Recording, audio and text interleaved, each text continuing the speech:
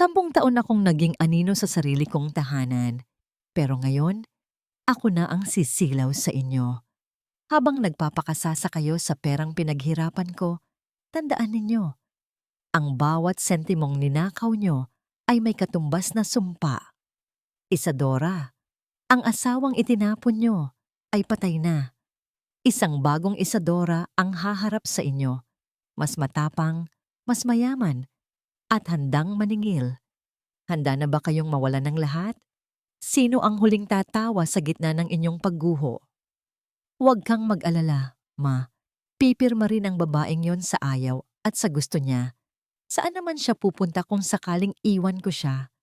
Wala siyang sariling pera, wala siyang pinag-aralan, at higit sa lahat, wala siyang silbi sa labas ng bahay na ito. She is just a glorified maid in this house and frankly, I am already suffocating. Ang boses na yon ni Fausto, ang boses na dati ay nagpapatibok ng aking puso sa tuwa, ay tila isang malamig na patalim na dahan-dahang bumaon sa aking likuran. Nakatayo ako sa labas ng pintuan ng kaniyang silid-aklatan, tanga ng isang tray na naglalaman ng paborito niyang espesyal na adobo. Ito ang aming ika-10 anibersaryo. Buong hapon kong pinagtiyagaan ang pagluluto. Tinitiis ang init ng kalan at ang hapdi ng tilamsik ng mantika sa aking braso para lamang pasayahin siya sa espesyal na araw na ito. Narinig ko ang marahang pagtawa ni Doña Remedios, ang aking biyenan. Ang tunog ng kanyang boses ay puno ng pangungutya na tila ba isa akong dumi sa kanilang marangyang sahig. Sinasabi ko na sa iyo, anak, noon pa man ay hindi na siya karapat-dapat sa pamilya natin. Look at her hands, Fausto. Napakagaspang, tila baliha sa sobrang paglalaba at paglilinis. Nakakahiya siyang iharap sa mga kaibigan natin. It's about time you finalize that divorce paper. Isama mo na ang babaeng iyon sa basurang kinalalagyan niya. Nanigas ang aking buong katawan habang nakikinig. Ang usok mula sa mainit na ulam ay humahalimuyak sa aking paligid. Ngunit sa halip na gutom, isang matinding pag-asam na masuka ang naramdaman ko.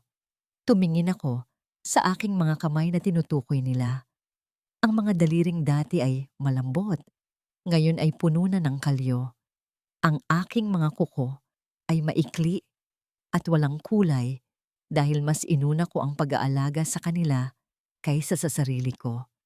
15 taon akong naging anino, 15 taon akong naging sandigan niya noong wala pa siyang kahit isang sentimo sa bulsa. Dahan-dahan kong ibinaba ang tray sa maliit na lamesa sa labas ng pinto. Ang bawat paggalaw ko ay mabigat. Tila ba ang hangin sa paligid ay naging semento na pumipigil sa aking paghinga. Hindi ako sumigaw, hindi ako nagwala. Sa halip, ang naramdaman ko ay isang uri ng katahimikang nakakabingi. Isang pagguho ng mundo na walang ingay, ngunit lubos na mapanira. Pumasok sa isip ko ang lahat ng gabing hindi ako natulog para lamang tapusin ang mga report na kailangan niya sa negosyo. Ang mga araw na nagtiis ako sa tuyo at kanin para lamang makabili siya ng mamahaling suit na gagamitin niya sa pakikipag-usap sa mga kliyente. Ang lahat ng sakripisyong yon sa isang iglap ay naging abo sa harap ng katotohanang matagal na pala niya akong binalewala. Nang bumukas ang pinto, lumabas si Fausto na may suot ng ngiti habang hawak ang kaniyang telepono. Ngunit nang makita niya ako, ang ngiting iyon ay mabilis, na napalitan ng pagkairita. Tila ba nakakita siya ng isang istorbo sa kaniyang magandang gabi. Tiningnan niya ang tray ng pagkain, pagkatapos ay tumingin siya sa akin nang walang anumang bakas ng pagmamahal. Isadora, bakit ka ba nakatayo riyan na parang tuod? And that smell, amoy kusina ka na naman. Can you at least put some effort into looking presentable? May mahalagang pupuntahan ako, huwag mo na akong hintayin sa hapunan. Nilagpasan niya ako nang hindi man lang tinitingnan ang aking mga mata. Ang pabango niyang mahal ay humalo sa amoy ng adobo na niluto ko. Isang pagsasama ng dalawang mundong hinding-hindi na magtatagpo. Narinig ko ang marang pagpihit ng kanyang sapatos sa sahig habang palayo siya ng palayo. Bawat hakbang niya ay tila pagtatakwil sa 10 taon naming pagsasama. Naiwan akong mag-isa sa madilim na pasilyo, kasama ang pagkain na unti-unti nang lumalamig. Hinawakan ko ang aking dibdib, sinusubukang pigilan ang pag-apaw ng sakit, na tila ba isang malaking alon na gustong lumunod sa akin. Sa loob ng silid, narinig ko ang kalansing ng baso ni Doña Remedios, isang pagdiriwang para sa aking nalalapit na pagkawala.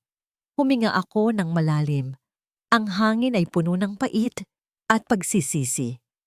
Tumingin ako sa labas ng bintana, kung saan ang ulan ay nagsisimulang pumatak ng marahan sa salamin. Tila ba nakikiramay sa aking kalagayan. Sa gitna ng kadilimang ito, isang maliit na kislap ng galit ang nagsimulang mabuo sa aking puso. Isang galit na hindi nagmumula sa puot, kundi sa pot. Ganito na lang ba talaga ang halaga ko? Pagkatapos ng lahat ng bagyo na sinuong ko para sa kanya, bakit ako pa ang tila basurang itatapon sa gilid ng daan? Hanggang kailan ko hahayaan ang aking sarili na maging alikabok sa ilalim ng kanilang mga paa? Hindi pa man humuhupa ang pait sa aking lalamunan, narinig ko ang marahang pagbukas ng pinto ng silid-aklatan. Lumabas si Doña Remedios, ang aking biyenan, na may bitbit na mapang-uyam ng ngiti. Ang kaniyang mga mata ay tila sa isang matalas na lawin. Tinitingnan ako mula ulo hanggang paa na para bang isa akong maruming basahan na naligaw sa kaniyang mansyon.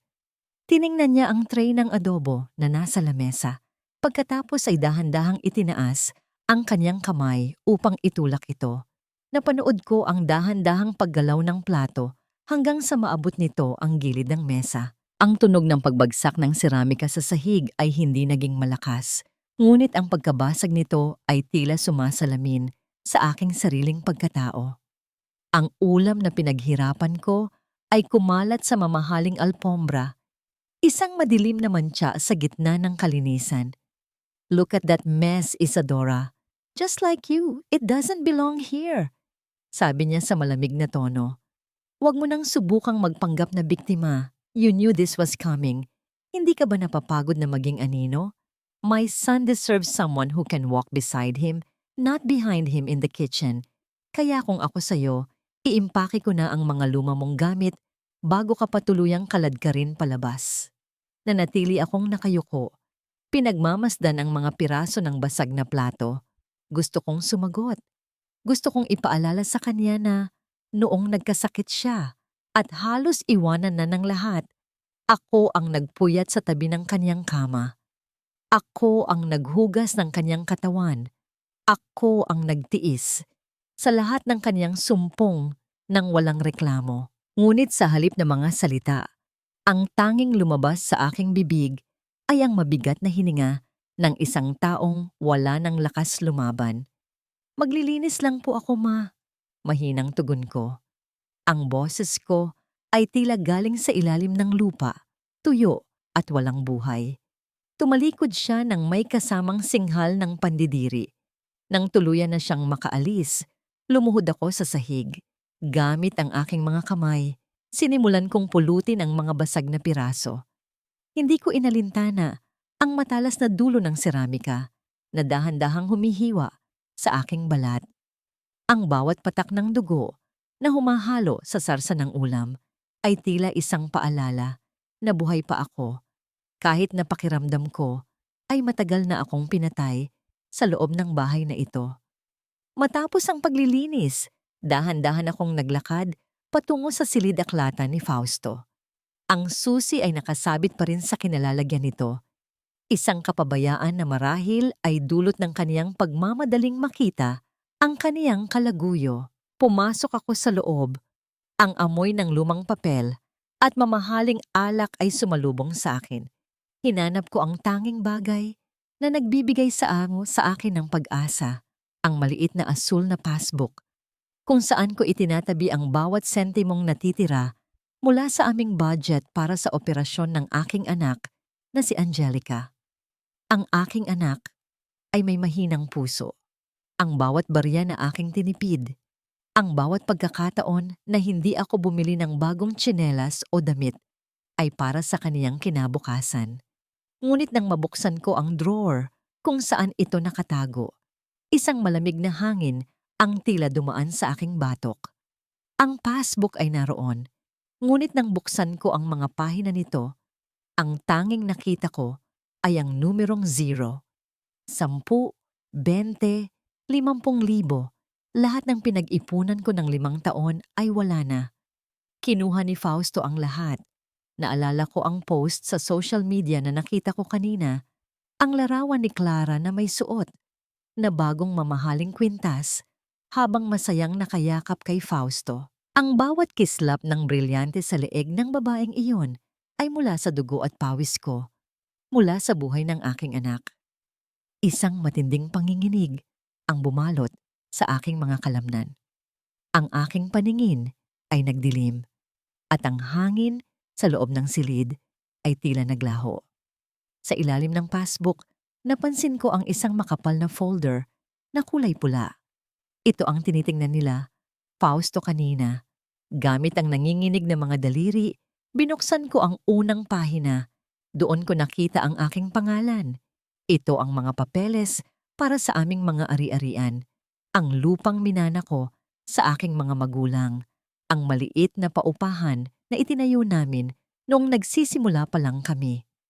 Ngunit sa ibaba ng bawat pahina, sa tabi ng pangalan ko, ay may isang pirma. Isang pirma na kamukhang-kamukha ng sa akin, ngunit alam kong hindi ko kailanman isinulat. Napahawak ako sa lamesa upang hindi mabuwal. Hindi lang niya ako lolokohin, hindi lang niya ako iiwan.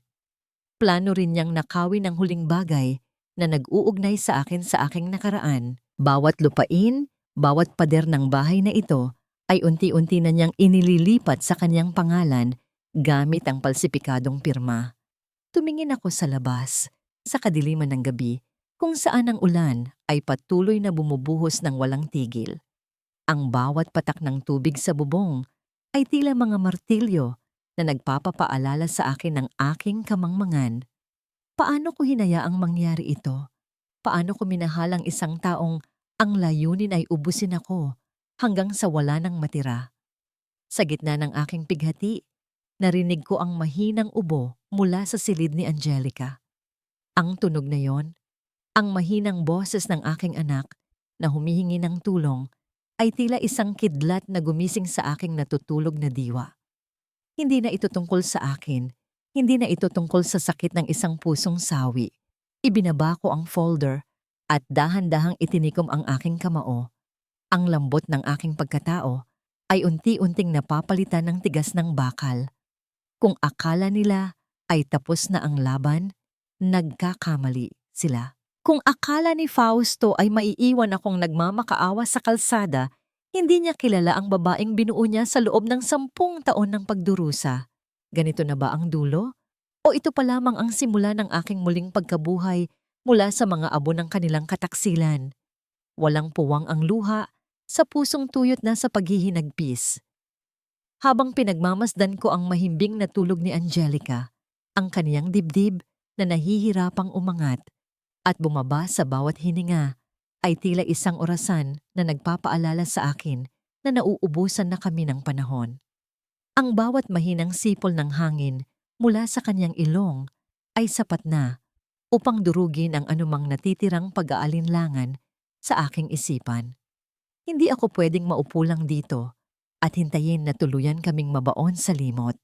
Dahan-dahan akong tumayo at lumapit sa lumang baul sa ilalim ng aking kama. Sa loob nito, nakatago ang mga sertipiko ng karangalan ko noong kolehiyo, mga patunay na bago ako naging asawa ni Fausto, ako ay isang babaeng may pangarap, may talino, at may kakayahang humawak ng mga numero na kahit siya ay hindi kayang intindihin. Kinuha ko ang aking lumang telepono, ang isa na matagal ko nang hindi ginagamit, dahil sabi ni Fausto ay hindi ko na kailangan ng ugnayan sa labas. Hinanap ko ang numero ni Elena, ang aking matalik na kaibigan na ngayon ay isa ng tanyag na abogado. Habang hinihintay kong sumagot ang kabilang linya, ang ritmo ng bawat segundo ay tila ba isang mabigat na yabag sa aking dibdib. Ang katahimikan ng gabi ay nabasag lamang nang marinig ko ang pamilyar na boses sa kabilang linya. Isadora, is that you? My God, ilang taon na tayong hindi nag-uusap. Are you okay? Bakit ka napatawag ng ganitong oras? Sa puntong yon, ang aking boses na kanina pa pinipigilan ng panginginig ay tuluyan ng bumigay, ngunit hindi sa lungkot, kundi sa determinasyon.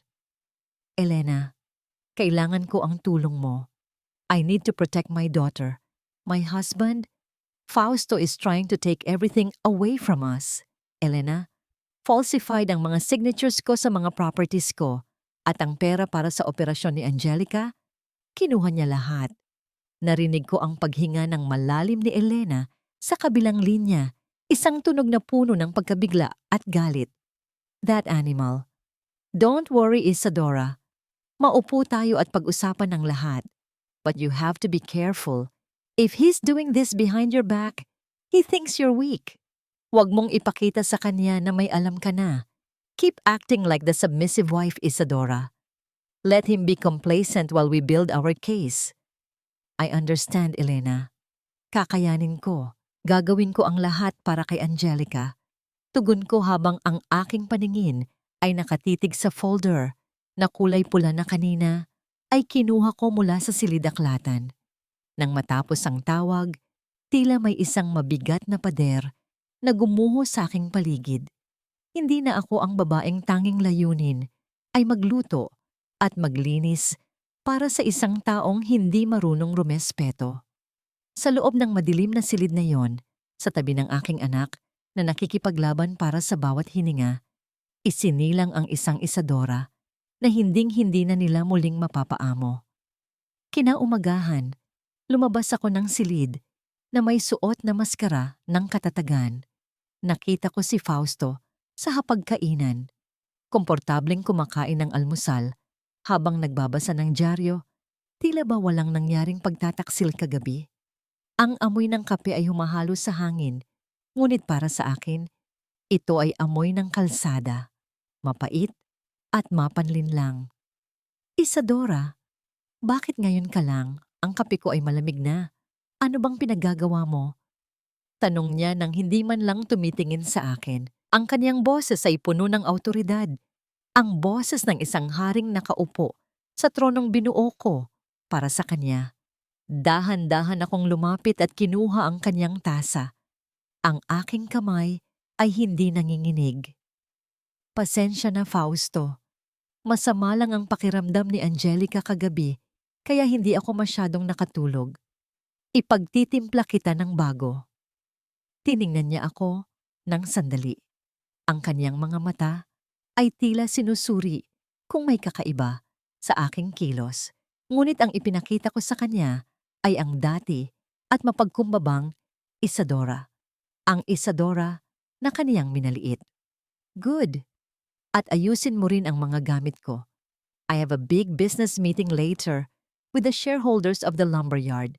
This is a multi-million deal, Isadora. Don't mess this up for me. Ngumiti ako ng bahagya, isang ngangiting hindi umabot sa aking mga mata.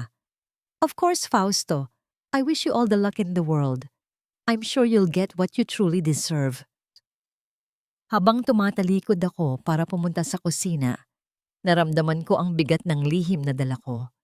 Hindi niya alam na ang bawat kontrata, ang bawat pirma na kaniyang ipinagmamalaki ay tinitingnan ko na rin sa ibang paraan. Naalala ko ang itinuro sa akin noon tungkol sa forensic accounting. Ang bawat numero ay may kwento. At ang kwento ni Fausto ay puno ng butas na ako lamang ang nakakaalam kung paano pasasabugin. Pag-alis ni Fausto, mabilis akong kumilos. Hindi ako pumunta sa palengke.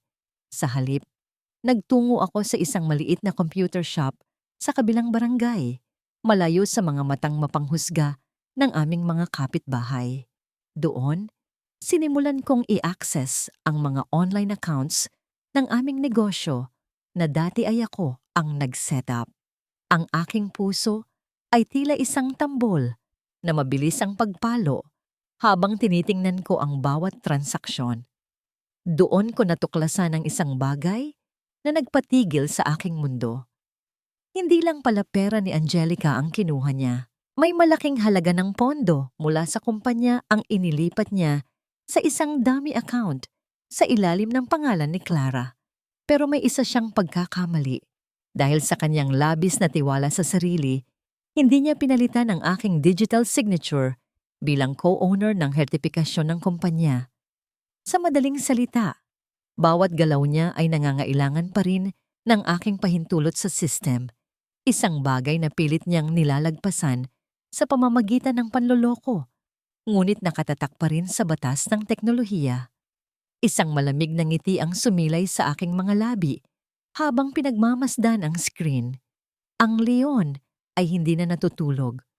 Ang bawat sentimo na kinuha niya, bawat luhang pumatak mula sa aking mga mata, ay magkakaroon ng katapat na singil. Nang bumalik ako sa bahay, sinalubong ako ni Doña Remedios na may dalang listahan ng mga ipapamili. Isadora, kailangan ko ng mga sariwang bulaklak para sa garden party ko bukas. Siguraduhin mong pinakamaganda ang pipiliin mo, hindi yung parang galing sa tabi-tabi. Tiningnan ko siya ng diretso sa mata, isang bagay na hindi ko kailanman ginawa noon. Ang kanyang mukha ay nagpakita ng kaunting pagkalito. Bakit po, ma? Akala ko po ba ay mahilig kayo sa mga bagay na galing sa basura? Gaya ng paraan ng pagtrato niyo sa akin? Ang katahimikan sa loob ng sala ay tila naging isang matalim na kable na handang maputol anumang sandali. Ang kanyang muka ay unti-unting namula sa galit. Ang kanyang bibig ay bumukas para sumigaw. Ngunit bago pa siya makapagsalita, itinaas ko ang aking kamay. Huwag po kayong mag-alala, ma. Ibibigay ko sa inyo ang lahat ng bulaklak na gusto nyo. Dahil pagkatapos ng araw na ito, baka iyon na lang ang tanging magandang bagay na matitira sa inyo. Iniwan ko siyang nakatulala at pumasok sa aking silid. Ang laro ay nagsimula na at sa pagkakataong ito, ako na ang may hawak ng mga baraha. Ngunit sa gitna ng aking plano, isang tawag mula sa ospital ang nagpabago sa lahat. Hello, is this Mrs. Isadora? This is about Angelica. She had another seizure and we need to move her to the intensive care unit immediately. We need the initial payment for the procedure by tonight. Ang folder sa aking kamay ay dahan-dahang nalukot. Ang oras ay hindi na lang kalaban, kundi isang mamamatay tao. Saan ako kukuha ng pera kung ang lahat ay ninakaw na ni Fausto? Ganito na lang ba? Maabot ko na ang rurok ng aking paghihiganti, pero ang buhay ba ng aking anak ang magiging kapalit? Ang puti ng mga pader sa ospital ay tila mga mata na nanonood sa aking kawalan ng pag-asa. Sa bawat hakbang ko sa makintab na sahig, nararamdaman ko ang lamig na nagmumula sa ilalim ng aking mga paa, tumatagos hanggang sa aking mga buto. Ang amoy ng gamot at disinfektante ay tila sumasakal sa akin. Bawat hininga ko ay mabigat. Tila ba may nakadagan na malaking bato sa aking dibdib? Mrs. Isadora, kailangan po namin ng down payment ngayon din para masimula ng ICU protocol. Hindi na po pwedeng maghintay ang kondisyon ni Angelica. Ang boses ng nurse ay tila galing sa malayo. Isang malabong tunog sa gitna ng nagkakagulo kong isipan. Tiningnan ko ang aking pitaka. Walang laman. Tiningnan ko ang aking telepono. Tinawagan ko si Fausto ng paulit-ulit. Ngunit ang tanging sumasagot ay ang mekanikal na boses ng operator. Ang bawat tangka na maabot siya ay tila isang suntok sa hangin. Alam ko kung nasaan siya. Nasa Marangyang restaurant siya ngayon, kasama ang mga investor. Nagpapakasasa sa alak at papuri, habang ang kanyang anak ay unti-unting nauubusan ng hininga. Doon ko naramdaman ang isang kakaibang uri ng init na dumaloy sa aking mga ugat. Hindi ito ang init ng lagnat, kundi ang init ng isang galit na matagal nang kinimkim. Kinuha ko ang aking bag at lumabas ng ospital. Hindi ako uuwi para umiyak. Pupunta ako sa kanya. Ang biyahe patungo sa restaurant ay tila isang habulan sa pagitan ng buhay at kamatayan. Nang makarating ako, Ang liwanag ng mga chandelier at ang tunog ng mga kubyertos na dahan-dahang tumatama sa porselana ay tila isang insulto sa aking pagkatao. Nakita ko siya sa gitna ng isang mahabang mesa. Nakasuot siya ng bagong suit, ang suit na binili gamit ang pera na dapat ay para sa gamot ng anak namin. Katabi niya si Clara na nakasandal sa kanyang balikat habang humahagik-hik. Huminga ako ng malalim. Inayos ko ang aking gusot na damit at ang aking buhok na tila ba isang mandirigmang naghahanda sa huling laban. Pumasok ako sa loob, hindi patakbo, kundi may dalang dignidad na matagal nilang inakalang wala ako. Tumigil ang pag-uusap sa mesa nang mapansin nila ang aking presensya. Ang mukha ni Fausto ay biglang nagbago mula sa pagiging kampante patungo sa matinding gulat at pagkahiya. "Isadora, what are you doing here? I told you I'm in the middle of a business meeting." Ang kaniyang boses ay pabulong ngunit puno ng puot. Hindi ako sumigaw. Lumapit ako sa kanya, dahan-dahan, hanggang sa maamoy ko ang mamahaling alak sa kanyang hininga. Yumuko ako ng bahagya, sapat lamang upang kaming dalawa lang ang makarinig ng aking sasabihin. Ang aking mga mata ay nakatitig ng diretso sa kanyang mga balintataw. Tila ba binabasa ko ang bawat kasinungalingang nakatago roon. "Fausto, nasa ICU si Angelica. Kailangan ko ng pambayad ngayon din." Ang aking boses ay kalmado, ngunit may talim na tila ba isang hibla ng buhok na handang pumutol niyang leeg. "Huwag mong subukang ipahiya ako rito, dahil mas kaya kong ipahiya ka sa harap ng mga taong ito. Isang salita ko lang tungkol sa dummy account na ginawa mo sa pangalan ni Clara. Sisiguraduhin kong wala ni isa sa kanila ang pipirma sa kontrata mo." Naramdaman ko ang kanyang biglang pagpihit. Ang kanyang katawan ay naging matigas, tila ba nabuhusan ng simento. Ang kanyang hawak na baso ng alak ay dahan-dahang nanginig. Ang mapulang likido sa loob nito ay gumagalaw ng hindi pantay. Tumingin si Clara sa amin. Ang kanyang mukha ay puno ng pagtataka at inis. "Honey, what is she saying? Bakit ba nandito ang asawa mo?" Tanong ni Clara sa isang tinig na pilit ginagawang malambing, ngunit puno ng lason. Hindi siya sinagot ni Fausto. Sa halip, kinuha niya ang kanyang pitaka mula sa bulsa ng kanyang suit.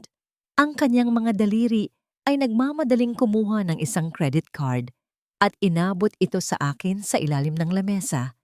Tila ba isang maruming sikreto na ayaw niyang makita ng iba. "Take it. Just leave, Isadora. Huwag kang gagawa ng kahit anong eksena rito." Bulong niya. Ang kanyang boses ay puno ng pagbabanta at takot. Kinuha ko ang card. Hindi ako nagpasalamat.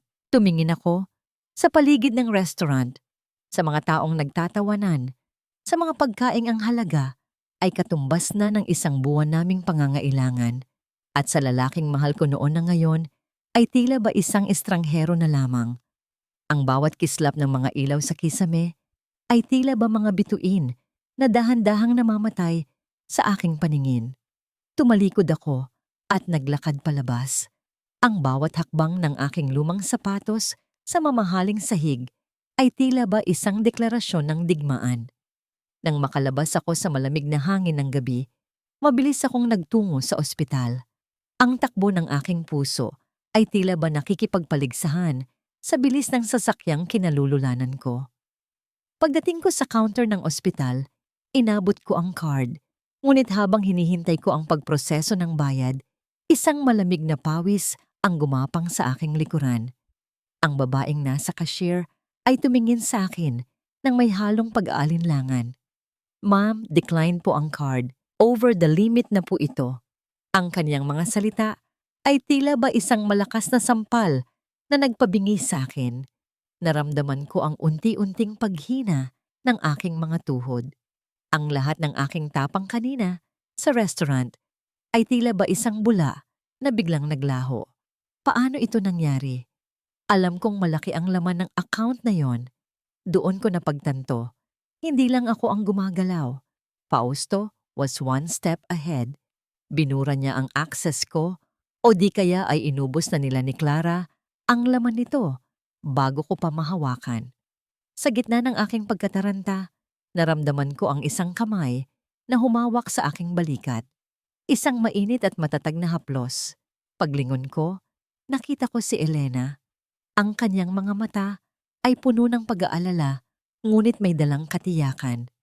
Isadora, stop.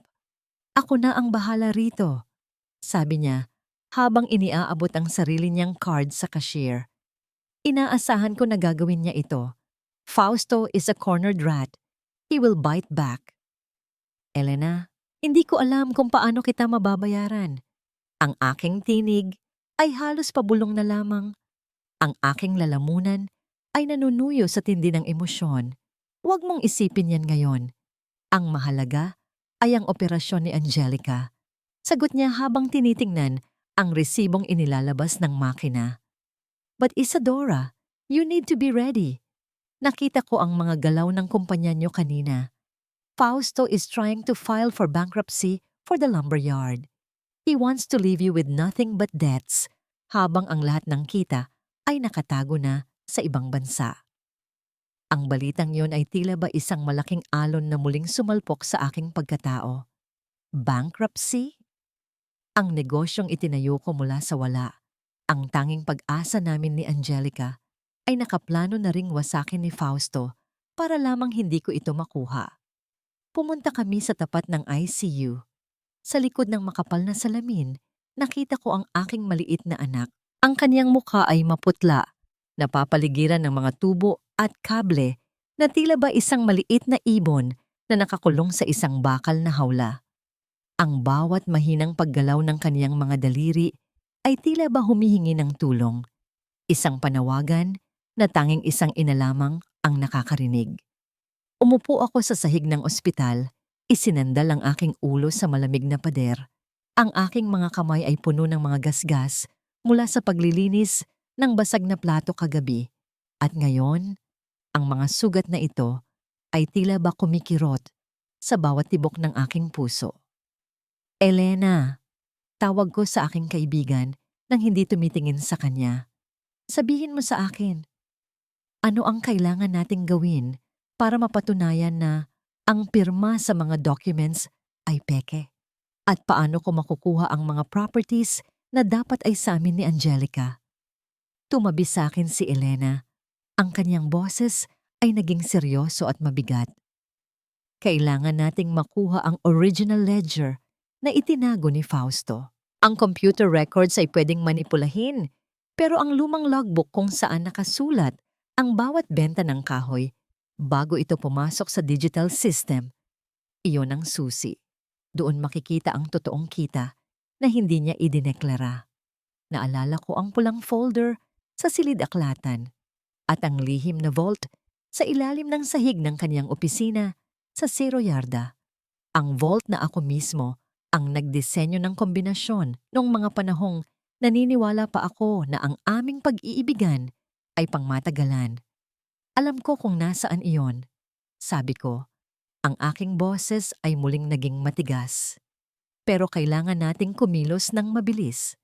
Bukas, gagawin ni Fausto ang huling hakbang para ideklara ang bankruptcy sa harap ng mga creditors. Sa gitna ng aming pag-uusap, ang telepono ni Elena ay tumunog. Isang mensahe ang dumating na nagpabago sa kanyang ekspresyon. Tumingin siya sa akin ng may halong kaba at pagtataka. Isadora, may tumawag sa opisina ko. Isang tao mula sa nakaraan mo. Sinasabi niya na may hawak siyang impormasyon tungkol sa tatay mo at kung paano kinuha ng pamilya ni Fausto ang unang kapital nila mula sa pamilya niyo. Ang aking mundo ay tila muling uminog ng mabilis. Ang aking ama? Ang pagkamatay niya noong bata pa ako ay palaging sinasabi ni Doña Remedios na dahil sa pagkalugi at sila raw ang nagligtas sa amin mula sa kahirapan. Kaya ba palagi nilang isinusuombat ang utang na loob sa akin? Dahil ba ang totoo ay sila ang may utang sa amin? Isang malalim na misteryo ang nagsimulang mabuo sa aking isipan. Tila ba isang madilim na anino na unti-unting nagkakaroon ng hugis. Sa bawat sagot na aking nahahanap, mas marami pang tanong ang lumilitaw. Sino ang taong ito na biglang lumitaw sa gitna ng aking pakikipaglaban? At ano ang totoong dahilan kung bakit pinili ni Fausto na pakasalan ako, isang mahirap na babae, sa kabila ng pagtutol ng kaniyang ina? Ganito na lang ba ang aking buhay? Isang serye ng mga kasinungalingan na binuo sa loob ng maraming dekada. Ngunit habang tinitingnan ko ang aking anak sa loob ng ICU, alam ko ang isang bagay. Hindi na ako papayag na maging biktima. Kung ang bawat pundasyon ng aming pagsasama ay binuo sa pagnanakaw at panloloko, titiyakin kong ako mismo ang magpapabagsak sa kanilang lahat. Mabigat ang aking bawat paghinga habang iniisip ang susunod na hakbang. Ang laro ay naging mas malalim at mas mapanganib. Hindi na lang ito tungkol sa pera o sa sakit ng puso. Ito ay tungkol sa katarungan para sa aking ama, para sa aking anak, at para sa aking sarili. Ang gabi ay malalim na at ang katahimikan ng ospital ay tila ba nagbibigay ng pagkakataon sa mga sikreto na bumulong. Ngunit sa gitna ng kadiliman, isang liwanag ng katotohanan ang nagsimulang sumilay. Isang liwanag na magdadala sa akin sa isang landas na hinding-hindi ko inakalang tatahakin ko. Hindi sapat ang lamig ng aircon sa loob ng mansyon upang pawin ang nagbabagang galit sa aking dibdib habang nakatitig ako sa babaeng prehenteng nakaupo sa aking paboritong sofa, si Clara. Suot niya ang isang kulay pulang bestida na tila ba sumasalamin sa kanyang pagiging mapangahas at sa kanyang leeg ay kumikinang ang kwintas na alam kong kinuha mula sa kinabukasan ng aking anak. Ang amoy ng kanyang matapang na pabango ay humahalimuyak sa sala. Isang amoy na tila ba nananakop sa bawat sulok ng bahay na itinayo ko sa loob ng 10 taon. You have a nice place, Isadora. Sayang nga lang at hindi mo natutunang alagaan ang asawa mo. Kaya pati ang bahay na ito ay unti-unti nang nadudulas sa mga kamay mo. Sabi ni Clara habang pinaglalaruan ang kaniyang mga kuko na sadyang ginamitan ng matingkad na pintura. Ang kaniyang boses ay parang huni ng isang ibong mandaragit, malambing sa pandinig, ngunit may dalang panganib. Hindi ako sumagot agad. Nanatili akong nakatayo, tanga ng isang baso ng tubig na kanina ko pahawak. Pinagmasdan ko ang kaniyang muka, ang kinalabasan ng mga mamahaling retoke at makapal na kolorete. Sa likod ng kaniyang magandang maskara, nakita ko ang isang uri ng takot na pilit niyang itinatago sa pamamagitan ng pagiging mayabang. Marahil ay alam niyang ang pundasyong kinatatayuan niya ngayon ay hiram lamang. Pumasok si Doña Remedios mula sa kusina, may dalang matatamis ng ngiti para kay Clara, isang ngiyang ngiti na kailanman ay hindi ko natanggap sa loob ng isang dekada. Oh, Clara dear, don't mind her. Sanay naman si Isadora na maging dekorasyon lang dito. Why don't you check the master bedroom?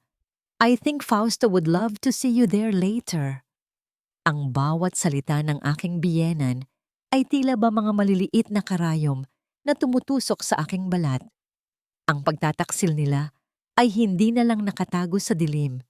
Ngayon ay ibinabandera na nila ito sa aking harapan na parang isang karangalan. Ngunit sa halip na sumabog sa galit, naramdaman ko ang isang kakaibang uri ng kapayapaan.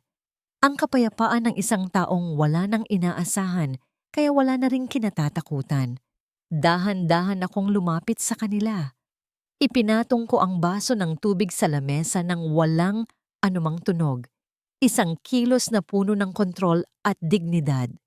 Tinitigan ko si Clara ng diretso sa kanyang mga mata hanggang sa makita ko ang kanyang bahagyang pag-iwas. Clara, alam mo bang ang mga kwintas na ganyan ay madaling kumupas kapag nabahiran ng dugo at pawis ng ibang tao? Ang aking boses ay malumanay, tila ba nagbibigay lamang ng isang payo. And about the master bedroom, you can have it.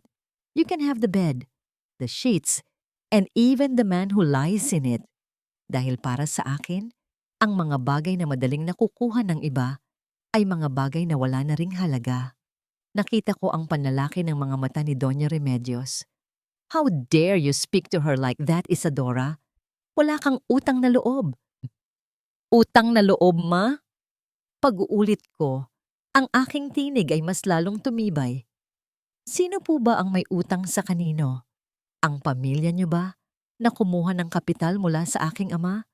O ako na 15 taong naging katulong niyo ng walang sahod? Don't worry, ma. Malapit na nating malaman ang totoong kwento sa likod ng kayamanan ng mga ex-lumberyard. Ang mukha ni Doña Remedios ay biglang namutla. Ang kaniyang labi ay nanginig, tila ba may gustong sabihin ngunit walang lumalabas na tunog. Sa pagkakataong yon, alam kong tama ang hinala ni Elena. May malalim na sikretong itinatago ang pamilyang ito at ang sikretong yon ang magiging mitya ng kanilang pagbagsak. Tumingin muli ako kay Clara na ngayon ay tila ba nawalan ng kumpiyansa. Lumapit ako sa kanya, sapat lamang upang maamoy ko muli ang kaniyang pabango. Clara, isang payo lang. Bago ka tuluyang pumasok sa buhay ni Fausto, siguraduhin mong alam mo kung saan nanggagaling ang perang ibinibigay niya sa iyo. Dahil baka mamaya, ang susunod na singilin ng bangko ay hindi lang ari-arian, kundi pati na rin ang kalayaan mo. Hindi nakapagsalita si Clara. Ang kanyang maskara ng pagiging matapang ay unti-unti nang nagkakaroon ng lamat. Sa gitna ng katahimikan ng sala, narinig ko ang mahinang tunog ng pagpihit ng doorknob mula sa labas. Dumating na si Fausto. Pumasok siya sa loob, pagod mula sa pakikipag-usap sa mga creditors. Ngunit nang makita niya ang eksena sa sala, ako na nakatayo ng may dignidad at si Clara, na tila ba nanginginig sa inis, ay biglang rumihistro ang kaba sa kanyang mukha. "What's going on here?" tanong ni Fausto. Ang kanyang boses ay gumaralgal. Hindi ko siya sinagot. Sa halip, kinuha ko ang aking bag at nagsimulang maglakad patungo sa pinto. "I'm going back to the hospital, Fausto. Don't bother coming. Hindi ka kailangan doon ng anak mo. At nga pala, yung accountant mo, I think he has something to tell you about the missing files in your digital vault." Nakita ko ang panlalamig ng kaniyang mukha. Ang bawat hakbang ko palabas ng mansyong yon ay tila ba pagtatanggal ng isang mabigat na tanikala sa aking mga paa. Hindi ko na kailangang sumigaw upang marinig. Ang aking pananahimik at ang mga katotohanang dahan-dahan kong inilalantad ay sapat na upang yanigin ang kanilang mundo. Habang naglalakad ako sa ilalim ng init ng araw, naramdaman ko ang haplos ng hangin sa aking mukha. Para itong isang pangako ng bagong simula. Ang maskara ni Clara ay nahulog na at ang tunay na mukha ng kataksilan ni Fausto ay dahan-dahan nang nabubunyag. Ngunit higit sa lahat, ang tunay na Isadora ay muli nang nagbabalik. Mas matatag, mas matalino, at handang bawiin ang lahat ng kinuha sa kanya. Ano kaya ang gagawin ni Fausto kapag nalaman niyang ang taong pinagkakatiwalaan niya sa kumpanya ay matagal na palang nakikipag-ugnayan sa akin? At paano haharapin ni Doña Remedios ang nakaraan na pilit niyang ibinaon sa limot? Ang bawat patak ng pawis at luha ko ay magkakaroon ng katumbas na halaga at sisiguraduhin kong sa huli ang katarungan ang mananaig. Sa bawat paghinga ni Angelica sa loob ng ICU, tila may isang mabigat na kadena na dahan-dahang humihigpit sa aking leeg. Nakaupo ako sa matigas na silya sa labas ng silid, pinagmamasdan ng aking mga kamay na nanginginig sa pagod at puyat. Ang amoy ng disinfektante sa paligid ay tila ba nagpapaalala sa akin ng lahat ng dumi at sakit na tiniis ko sa loob ng maraming taon sa ngalan ng tinatawag nilang utang na loob. Sabi ni Doña Remedios noon, dapat akong magpasalamat dahil kinuha nila ako mula sa kahirapan. Sabi ni Fausto, utang ko sa kanya ang bawat damit na suot ko at ang bawat pagkain sa aking mesa. 15 taon kong binuo ang aking buhay sa paligid ng pasasalamat na yon. Tila isang utusan na laging nakayuko. Laging handang magsakripisyo dahil naniniwala akong may malaki akong bayarin sa kanila. Nabasag ang aking malalim na pag-iisip nang marinig ko ang mabibigat na hakbang ng sapatos sa pasilyo. Hindi ko kailangang lumingon upang malaman kung sino ito. Ang bawat yabag ay puno ng pagmamadali at awtoridad. Isang tunog na dati ay nagbibigay sa akin ng katiyakan, ngunit ngayon ay nagdadala na lamang ng kapaitan. Dumating si Fausto. Ang kaniyang mukha ay madilim at ang kaniyang mga mata ay tila nagbabaga sa galit. Isadora, ano ang kailangan nating pag-usapan tungkol sa vault ko? At bakit mo binanggit kay Mama ang tungkol sa kapital ng kumpanya? Ang kaniyang boses ay pabulong ngunit puno ng banta. Tila ba ayaw niyang marinig ng mga nurse ang kaniyang takot. Anong laro ba ito? Matapos ka naming iligtas sa gutom, ganito ba ang isusukli mo sa amin? Nasaan ang utang na loob mo?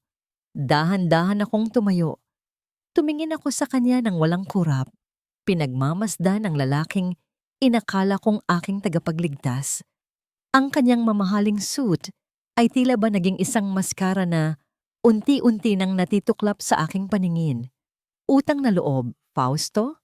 Ang aking boses ay malumanay, ngunit bawat salita ay tila isang malamig na patak ng ulan sa kaniyang balat.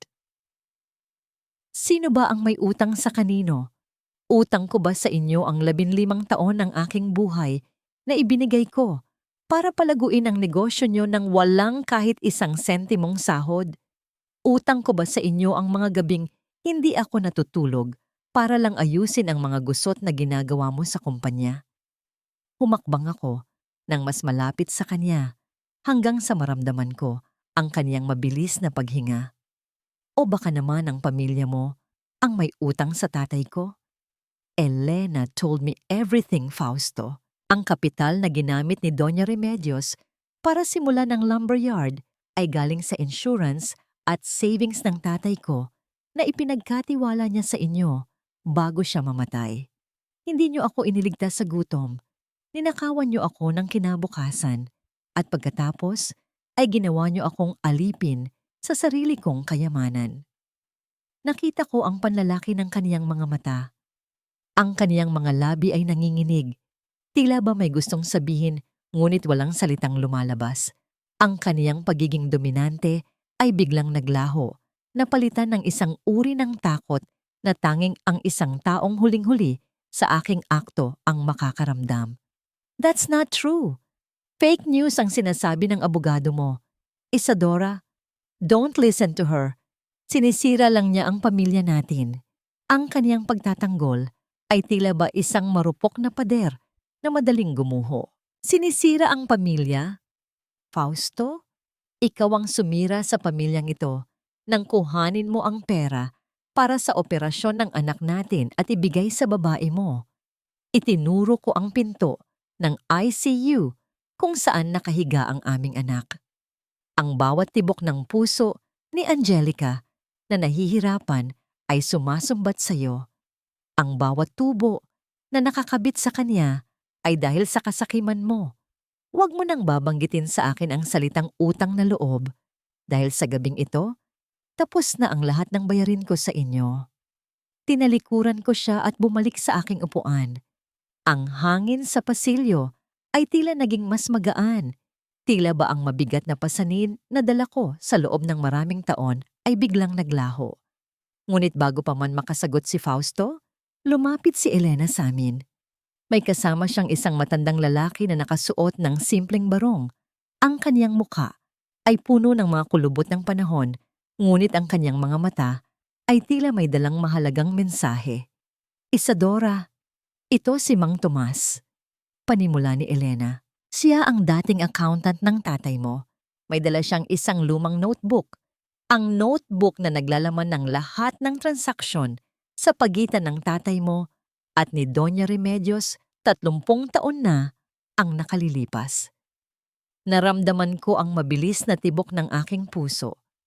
Ang matandang lalaki ay dahan-dahang kumuha ng isang kupas at madilaw na notebook mula sa kaniyang bag. Iniabot niya ito sa akin nang may nanginginig na mga kamay. Sa bawat pahina nito, nakita ko ang pamilyar na sulat kamay ng aking ama, ang mga numero, ang mga petsa, at ang mga pirma ni Doña Remedios na nagpapatunay na ang lahat ng ari-arian ng mga ex-lumberyard ay binuo mula sa pagnanakaw sa aming pamilya. Tumingin ako kay Fausto na ngayon ay nakasandal na sa pader. Ang kanyang mukha ay kasing putla ng mga pader ng ospital. Ang anino ng utang na loob na kaniyang ipinanakot sa akin ay tuluyan ng naglaho. Napalitan ng katotohanang sila ang tunay na may utang sa akin. Isang utang na higit pa sa pera. Tapos na ang pagtatago, Fausto, sabi ni Elena nang may pinal na tono. Ang notebook na ito ay sapat na para bawiin ang lahat ng properties at kasuhan ang nanay mo ng fraud at estafa. And as for you, Fausto, the divorce will be the least of your problems. Sa gitna ng tensyon, isang nurse ang lumabas mula sa ICU. Ang kaniyang mukha ay puno ng pagmamadali na nagpatayo sa aming lahat. Mrs. Isadora, si Angelica po. Nagigising na siya. Hinahanap niya kayo. Naramdaman ko ang pag-apaw ng saya at kaba sa aking dibdib. Ang aking anak, ang aking tanging kayamanan, ay lumalaban. Tumakbo ako patungo sa pinto. Hindi na tinitingnan ang lalaking minsan kong tinawag na asawa. Ang bawat hakbang ko ay puno ng bagong lakas. Nang pumasok ako sa silid, nakita ko ang dahan-dahang pagmulat ng mga mata ni Angelica. Ang kaniyang maliit na kamay ay gumalaw sa ibabaw ng kumot, tila ba naghahanap ng aking haplos. Hinawakan ko ang kaniyang kamay, ang kamay na hindi na kailanman magugutom o maghihirap dahil sa kasakiman ng iba. Mama, mahinang tawag niya, isang tunog na mas matamis pa sa anumang tagumpay sa mundo. Nandito na si Mama, anak. Nandito na ako. Hindi ka na masasaktan muli. Bulong ko habang ang aking mga luha ay dahan-dahang pumapatak sa kanyang pisngi. Ang mga luhang ito ay hindi na luha ng pighati, kundi luha ng paglaya.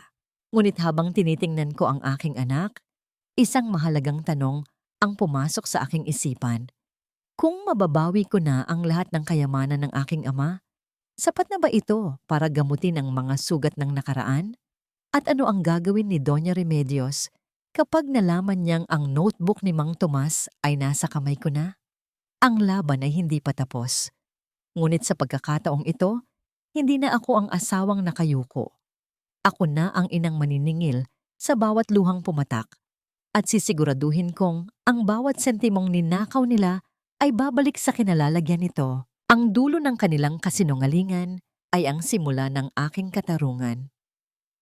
Sa bawat taon ng aming pagsasama, ang pista sa aming bayan ay tila ba isang entablado kung saan si Fausto ang bida at ako ang tanging tagapagsilbi sa kusina.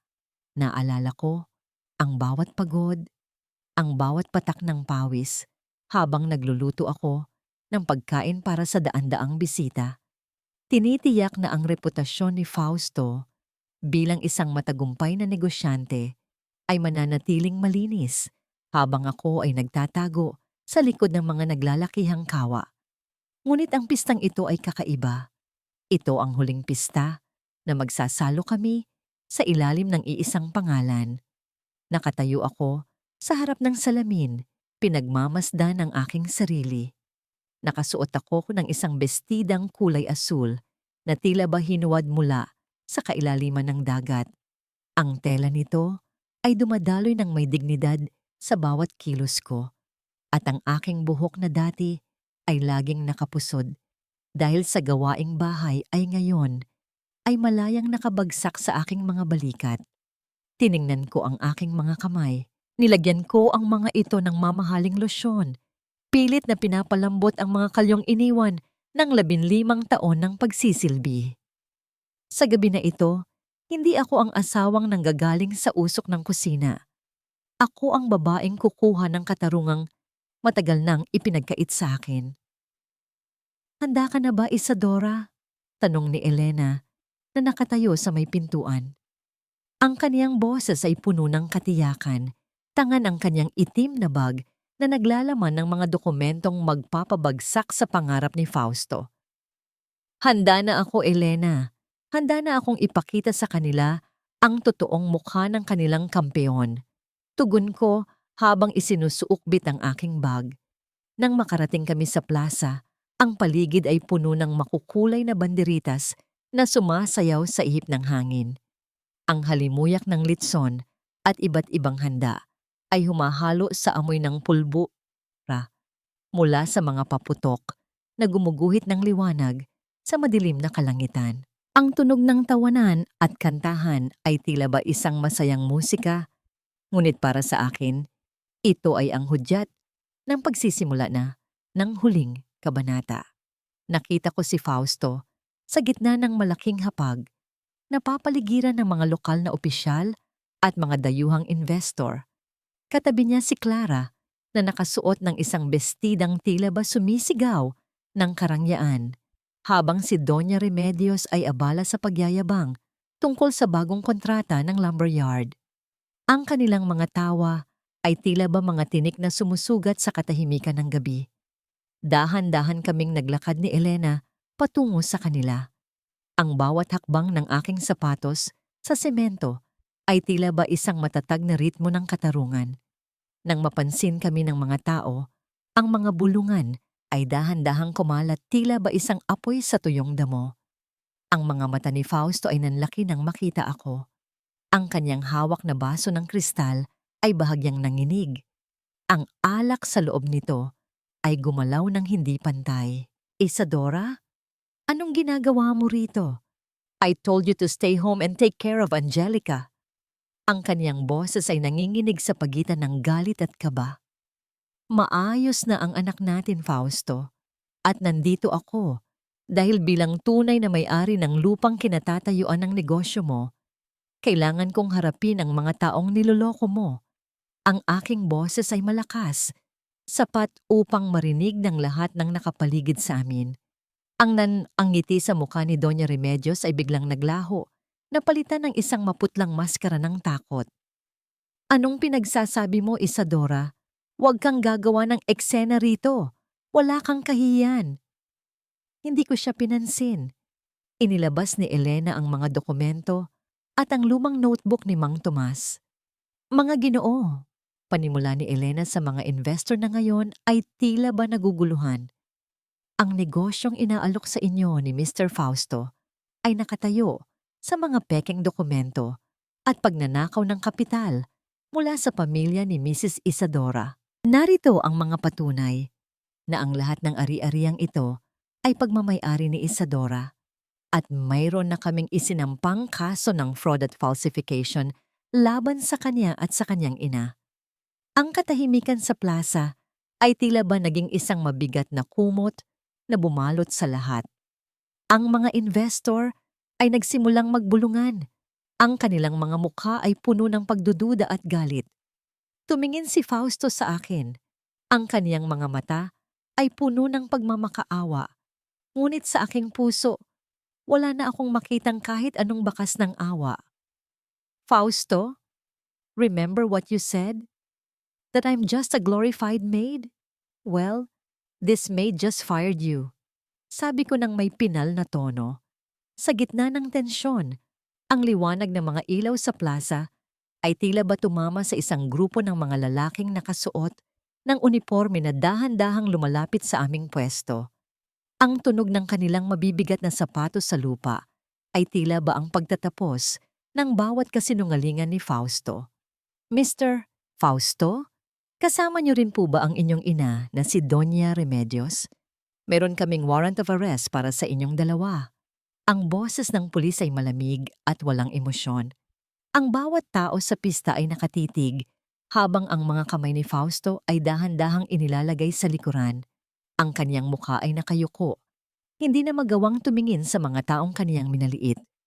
Si Doña Remedios naman ay nagsimulang sumigaw at magwala. Ngunit ang kaniyang mga salita ay tila ba mga tuyong dahon na tinatangay ng hangin. Walang saysay at walang nakikinig. Tumingin si Clara sa akin. Ang kanyang mukha ay puno ng pandidiri at takot. Bago siya mabilis na tumalikod at naglakad palayo, iniiwan ang lalaking akala niya ay kaniyang magiging pasaporte sa marangyang buhay. Naiwan akong nakatayo sa gitna ng plaza. Pinanood ko ang pag-alis ng sasakyan ng pulis. Ang mga asul at pulang ilaw nito ay dahan-dahang naglalaho sa dilim ng gabi. Ang pista ay nagpatuloy, ngunit para sa akin, ito na ang huling sayaw ng aking lumang buhay. Tapos na, Isadora. Nakuha mo na ang katarungan mo, bulong ni Elena habang hinahawakan ang aking kamay. Hindi pa, Elena. Ito pa lang ang simula. Tugon ko habang nakatingin sa malayo. Sa likod ng kagalakan ng pista, isang tanong ang nananatili sa aking isipan. Ngayong wala na si Fausto, sapat na ba ang yaman upang punan ang puwang sa aking puso? At ano ang gagawin ko kung ang mga lihim na natuklasan ko tungkol sa aking ama ay mayroon pang mas malalim at mas madilim na bahagi na hindi pa nabubunyag? Ang gabi ay tila ba naging mas tahimik, ang hangin ay naging mas presko. Ngunit sa aking bulsa, naramdaman ko ang pag-vibrate ng aking telepono. Isang mensahe mula sa isang hindi kilalang numero ang dumating. Hindi lang si Fausto ang dapat mong bantayan. May mga mata pa ring nakatingin sa yaman ng iyong ama. Naramdaman ko ang muling pagbilis ng tibok ng aking puso. Sino ang taong ito? At anong panganib pa ang naghihintay sa akin sa gitna ng aking tagumpay? Ang bawat sulok ng mansyong ito ay dati kong tiningnan ng may halong takot at pag-aalinlangan.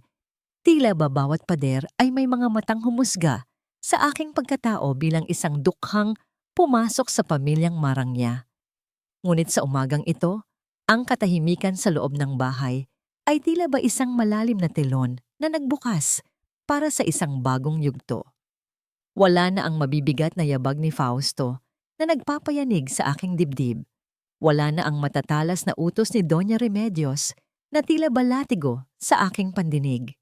Ang tanging naririnig ko na lamang ay ang mahinang pag-ikot ng bentilador at ang sarili kong paghinga. Isang paghinga na sa wakas ay hindi napigil ng kaba. Dahan-dahan akong naglakad patungo sa silid ni Doña Remedios. Pinanood ko siyang mag-impake ng kaniyang mga gamit habang binabantayan siya ng isang sheriff at ni Elena. Ang kaniyang mga kamay, na dati ay laging pinalalamutian ng mga brilyante at ginto, ay nanginginig habang pilit na isinisiksik ang kaniyang mga mamahaling damit sa isang maleta. Ang kaniyang mukha na dati ay puno ng kapalaluan ay ngayon ay tila ba isang tuyong dahon na madaling madurog. Ang bawat buntong hininga niya ay puno ng pait, isang tunog ng pagbagsak mula sa rurok ng kaniyang kinalalagyan. Hindi pa ito tapos, Isadora. Hindi ako papayag na ang isang katulad mo lang ang kukuha ng lahat ng pinaghirapan namin. Bulong niya habang hindi tumitingin sa akin. Ang kaniyang tinig ay gumaralgal. Isang anino na lamang ng dati niyang awtoridad. Lumapit ako sa kanya, dahan-dahan, hanggang sa maamoy ko ang kaniyang mamahaling pulbo na ngayon ay humahalo sa amoy ng pawis at takot. Kumuha ako ng isang piraso ng tinapay mula sa lamesa sa tabi niya at iniabot ito sa kanya. Heto po, ma. Kumain muna kayo bago kayo umalis. Ayoko namang sabihin ng mga tao na pinalayas ko kayong nagugutom. Gaya ng ginawa niyo sa akin noong unang linggo ko sa bahay na ito. Tiningnan niya ang tinapay nang may halong pandidiri. Ngunit nakita ko ang paglunok niya sa kanyang lalamunan. Ang kanyang hiya ay unti-unti nang dinadaig ng realidad ng kanyang sitwasyon. Dahan-dahan niyang kinuha ang tinapay at sa sandaling magtagpo ang aming mga daliri, naramdaman ko ang kaniyang panlalamig. Ang palasyong buhangin na binuo nila sa loob ng maraming taon ay tuluyan ng gumuho at wala silang magagawa kundi panoorin ang bawat butil nito na tinatangay ng hangin. Nang tuluyan na silang makaalis, naiwan kaming dalawa ni Elena sa malawak na sala. Ang sikat ng araw ay tumatagos sa mga bintanang kristal, gumagawa ng mga anino sa sahig na tila ba mga guhit ng isang mapa. Inilapag ni Elena ang isang makapal na folder sa ibabaw ng lamesang Nara. Isadora, tapos na ang inventory ng lumberyard. Halos kalahati ng pondo ay nawala dahil sa mga luho ni Fausto at Clara, pero ang titulo ng lupa ay ligtas na muli sa pangalan mo, sabi ni Elena habang ang kanyang mga mata ay puno ng paghanga. Pero may isa pa kaming natuklasan. Ang dummy account na ginamit ni Fausto, hindi lang pala si Clara ang may kinalaman doon. May mga transaksyon na nagmumula sa isang kumpanya sa ibang bansa na ang pangalan ay pamilyar sa tatay mo. Naramdaman ko ang muling pagbilis ng tibok ng aking puso. Ang mensaheng natanggap ko kagabi sa pista ay muling bumalik sa aking isipan. Ang katarungan ba ay isang pintuan lamang na kapag binuksan mo ay may mas malalim pang kadiliman sa likod? Anong kumpanya, Elena? Tanong ko. Ang aking tinig ay halos pabulong na lamang. Salgado Holdings. Isadora, ang pamilya Salgado ay ang mahigpit na karibal ng tatay mo noon. Sila ang sinasabing huling-huling nakausap niya bago ang aksidente. Sagot ni Elena nang may seryosong tono. Kung may kinalaman si Fausto sa kanila, ibig sabihin ay matagal na silang nagpaplano na ubusin ang lahat ng mana mo bago mo pa ito malaman. Napahawak ako sa aking dibdib, sinusubukang pakalmahin ang aking sarili. Ang bawat sagot na aking nahahanap ay tila ba isang laso na dahan-dahang kumakalat sa aking sistema. Ang pag-ibig ba ni Fausto ay isang sadyang patibong mula pa noong simula? Ang bawat halik at yakap ba niya ay may katapat na halaga sa bawat ektarya ng lupang kinuha nila sa akin? Sa gitna ng aming pag-uusap, ang tunog ng pagpihit ng seradura sa may gate ay nakakuha ng aming atensyon. Isang itim na sasakyan ang dahan-dahang huminto sa tapat ng mansyon. Isang lalaking nakasuot ng pormal na tuxedo ang bumaba. Tanga ng isang buke ng mga puting bulaklak at isang liham na may selyo ng ginto. Lumabas ako upang harapin siya. Ang bawat hakbang ko sa damuhan ay puno ng pag-iingat.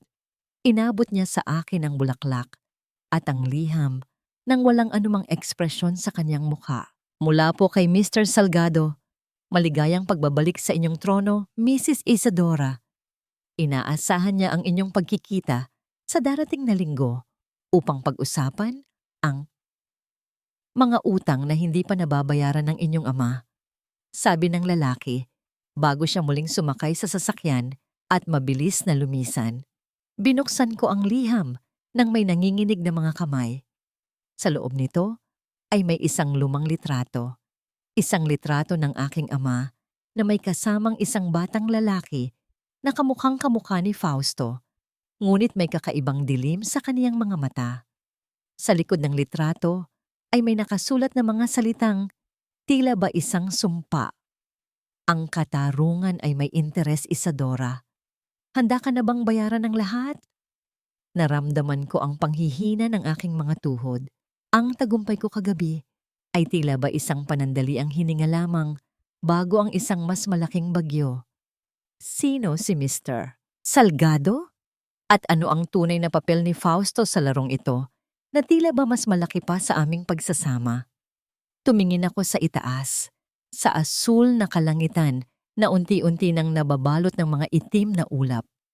Ang palasyo ko ay gawa sa bato, ngunit nararamdaman ko ang pagyanig ng lupa sa ilalim nito. Ang laban para sa aking anak at para sa aking sarili ay hindi pa natatapos. Ito ay lalo lamang naging mapanganib. Mama, bakit po umiiyak ang mga mata nyo pero nakangiti ang bibig nyo? Ang mahinang tinig ni Angelica ay tila isang haplos ng anghel na bumura sa lahat ng ingay at gulo sa aking isipan. Nakaupo ako sa tabi ng kaniyang kama sa ospital habang ang sikat ng umaga ay dahan-dahang gumagapang sa puting kumot, nagbibigay ng gintong liwanag sa kaniyang maputlang mukha. Hinawakan ko ang kaniyang maliit na kamay, ang kamay na dati ay nanginginig sa hina, ngunit ngayon ay mayroon ng init ng buhay. Dahil masaya si Mama, anak, masayang masaya dahil sa wakas makakauwi na tayo. Tugon ko habang dahan-dahang hinahawi ang buhok sa kanyang noo. Ang bawat patak ng luha na gumugulong sa aking pisngi ay hindi na galing sa sugat ng kataksilan, kundi sa dalisay na pasasalamat. Ang paglabas namin sa ospital ay tila ba isang paglalakad patungo sa muling pagsilang. Ang amoy ng gamot ay napalitan ng sariwang hangin at ang halimuyak ng mga bulaklak na sampagwita sa labas ng gusali. Sa bawat pag-ikot ng gulong ng sasakyan patungo sa aming mansyon, nararamdaman ko ang unti-unting paghilom ng aking pagkatao. Ang bawat kalyo sa aking mga kamay ay tila ba mga medalya ng isang digmaang hinarap ko ng mag-isa. At ngayon, ang kapayapaan ay akin na. Nang makarating kami sa bahay, sinalubong kami ng katahimikang hindi na nakakatakot. Inihanda ko ang paboritong sinigang ni Angelica, ang tunog ng kumukulong sabaw at ang amoy ng sampalok na humahalimuyak sa kusina ay nagbigay sa akin ng kapanatagan. Dito, sa kusinang ito kung saan ako dati ay minaliit, ngayon ay ako ang reyna. Hindi dahil sa yaman, kundi dahil sa pagmamahal na malaya ko ng naibibigay ng walang hinihintay na kapalit. Isadora, you look different today. May kakaibang kislap sa mga mata mo. Puna ni Elena, habang pinapanood kaming mag-ina na kumakain. Siguro dahil sa wakas, Elena, hindi ko na kailangang magpanggap. Ang bawat barya na hawak ko ngayon ay alam kong para sa kinabukasan ni Angelica. Sabi ko nang may pinal na tono. Ngunit sa gitna ng aming hapunan, muling pumasok sa aking isipan ang tungkol kay Fausto. Ayon kay Elena, kasalukuyan siyang nasa loob ng selda, naghihintay ng kaniyang paglilitis. Ang kaniyang dating marangyang buhay ay napalitan ng malamig na semento at rehas. Nabalitaan ko ring iniwan na siya ni Clara matapos nitong malaman na wala ng kahit anong ari-arian ang natira sa kanya. Ang karma ay hindi natutulog. Dahan-dahan itong naniningil sa bawat kasinungalingang itinanim niya. Tumayo ako at naglakad patungo sa hardin upang pagmasdan ang mga bituin. Ang malamig na simoy ng hangin ay tila ba bumubulong ng mga paalala ng nakaraan. Kinuha ko ang liham mula kay Mr. Salgado na itinago ko sa aking bulsa. Ang bawat salita roon ay tila ba isang hamon na hindi ko pwedeng talikuran. Kung ang pamilya ni Fausto ay naging kasangkapan lamang ng isang mas malaking puwersa, kailangan kong malaman kung bakit. Ma'am Isadora, may naghahanap po sa inyo sa labas ng gate. Ang boses ng aming bagong kasambahay ay pumutol sa aking malalim na pag-iisip. Naramdaman ko ang mabilis na pagtibok ng aking puso. Sino ang pupunta rito ng ganitong oras? Dahan-dahan akong naglakad patungo sa gate. Ang bawat yabag ng aking tsinela sa damuhan ay tila ba isang mabigat na ritmo ng kaba. Sa labas ng bakal na pintuan, nakatayo ang isang lalaking may edad na, nakasuot ng kupas na jacket at may dalang isang lumang bag na gawa sa katad. Sino po sila? Tanong ko. Ang aking tinig ay matatag, ngunit puno ng pag-iingat. Tumingin siya sa akin, at sa ilalim ng liwanag ng poste ng kuryente, nakita ko ang kanyang mga mata na puno ng pighati at pagsisisi. Isadora. Ako si Roberto. Ang driver ng tatay mo noong gabing mangyari ang aksidente. 30 taon kong itinago ang katotohanan dahil sa takot, pero hindi na ako patahimikin ng konsensya ko. Naramdaman ko ang biglang panlalamig ng aking buong katawan. Ang hangin sa paligid ay tila naglaho, at ang tanging naririnig ko na lamang ay ang malakas na pintig ng aking puso sa loob ng aking dibdib. Ang aksidente ng aking ama, ang trahedyang bumago sa takbo ng aking buhay, ay hindi pala isang aksidente? Anong ibig niyo pong sabihin? Ang aking boses ay halos pabulong na lamang, tila ba natatakot sa sagot na aking matatanggap. Hindi nawala ng preno ang sasakyan, Isadora, sabi ni Roberto, habang ang kaniyang mga kamay ay nanginginig sa paghawak sa kaniyang bag. May pumutol ng kable At ang taong huling nakita kong lumabas sa garahe niyo bago tayo umalis ay ang tatay ni Fausto, kasama si Doña Remedios. Ang mundo ko ay tila muling gumuho sa isang iglap. Ang bawat sakripisyo ko sa pamilyang iyon, ang bawat taon ng aking paglilingkod, ay ginawa ko para sa mga taong pumatay sa aking ama. Isang matinding panginginig ang bumalot sa akin. Isang galit na mas matindi pa sa anumang naramdaman ko noon. Bakit niyo lang ito sinasabi ngayon? Tanong ko. Ang aking mga luha ay muling pumatak. Ngunit sa pagkakataong ito ay luha ng matinding poot. Dahil hawak nila ang pamilya ko noon. Pero ngayon, wala na akong mawawala. Isadora, narito ang mga ebidensyang kailangan mo. Ang sulat na iniwan ng tatay mo bago siya mamatay na hindi nila nakuha. Inabot niya sa akin ang isang lumang sobre na may mantsa ng dugo at panahon. Hinawakan ko ang sobre ng may nanginginig na mga kamay. Sa gitna ng aking paghilom, isang mas malalim na sugat ang bumukas. Ang landas ng aking paglaya ay hindi pa pala tapos.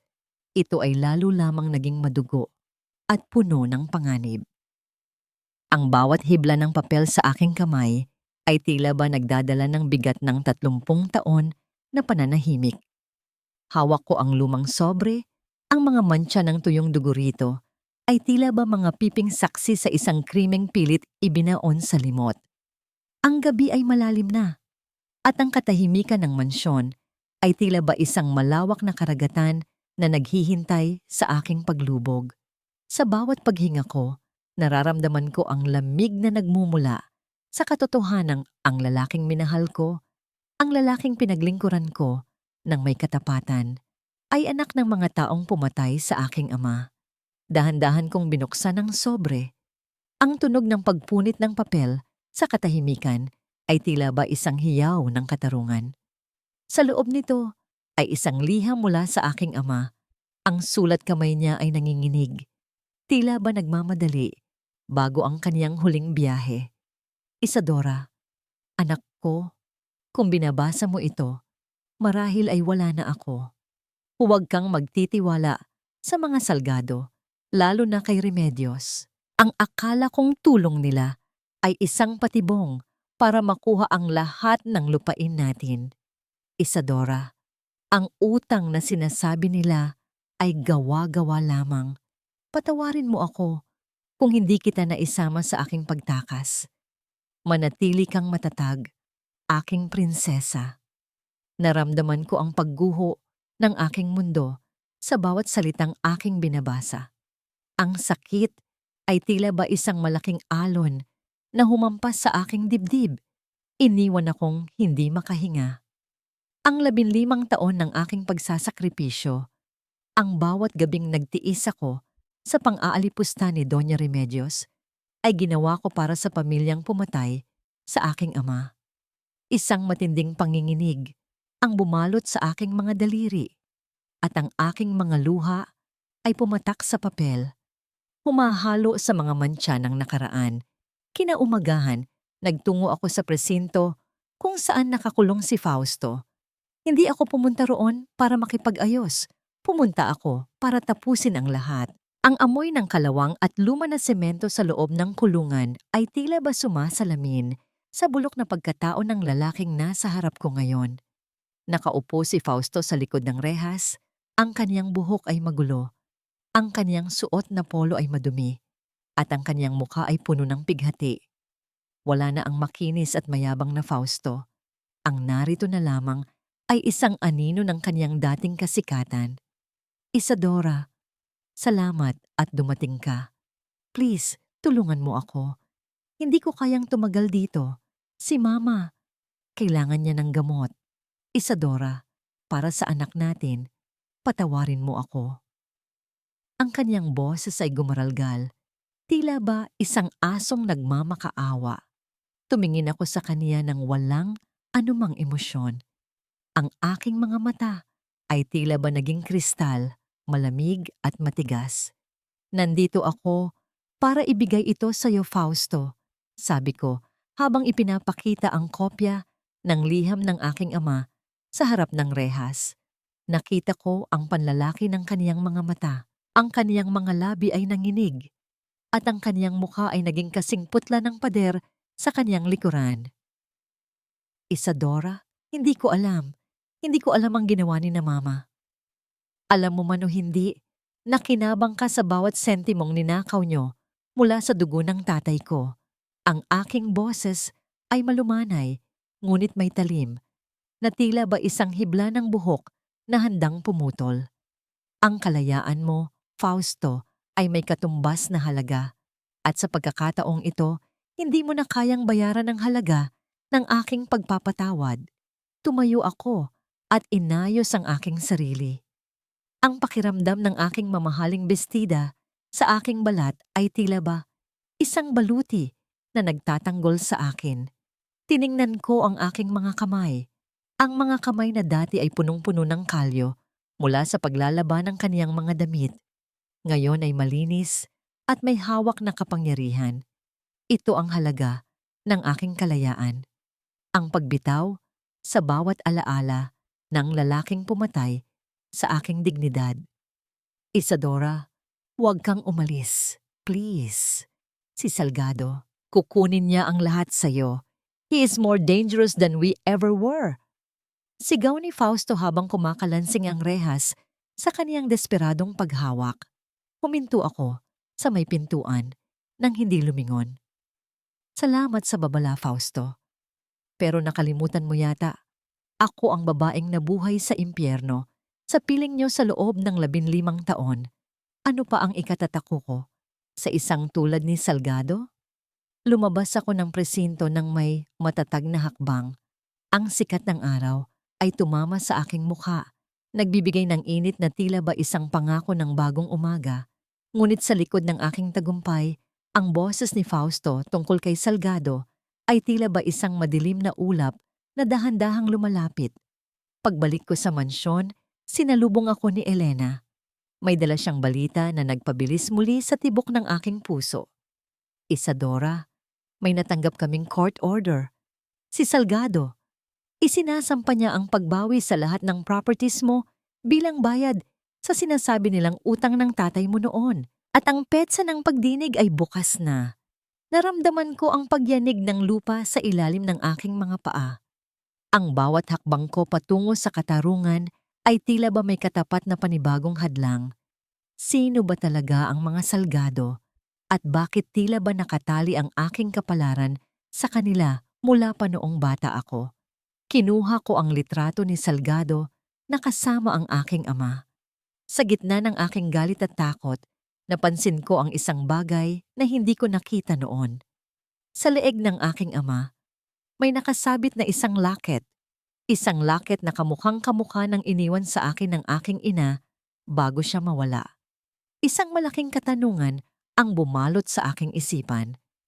Ang laban ba na ito ay tungkol lamang sa yaman o may mas malalim pang lihim na kailangang mabuksan tungkol sa aking tunay na pagkakakilanlan? Ang gabi ay muling nagdilim at ang hangin ay naging mas malakas. Ngunit sa pagkakataong ito, hindi na ako ang babaeng nagtatago sa kusina. Ako si Isadora at handa akong harapin ang anumang bagyo upang maprotektahan ang aking anak at ang dangal ng aking ama. Ang bawat luhang pumatak noon ay magiging dagat na lulunod sa lahat ng aking mga kaaway. Ang sikat ng umaga na tumatagos sa bintana ng aking silid ay wala nang dalang bigat o takot. Sa unang pagkakataon sa loob ng maraming taon, nagising ako na hindi iniisip kung anong ulam ang dapat kong iluto para hindi magalit si Fausto o kung paano ko iiwasan ang matatalas na salita ni Doña Remedios. Ang amoy ng sariwang kape na nanggagaling sa kusina ay humahalimuyak sa hangin. Isang banayad na paalala na ang bahay na ito ay akin na. Isang tahanang puno ng pag-asa sa halip na pangungutya. Tumayo ako at naglakad patungo sa salamin. Hinaplos ko ang aking muka. Wala na ang bakas ng puyat na dulot ng pag-iyak. Ang aking balat ay tila ba nagkaroon ng panibagong sigla at ang aking mga mata ay may kislap. na hindi kayang burahin ng kahit anong banta.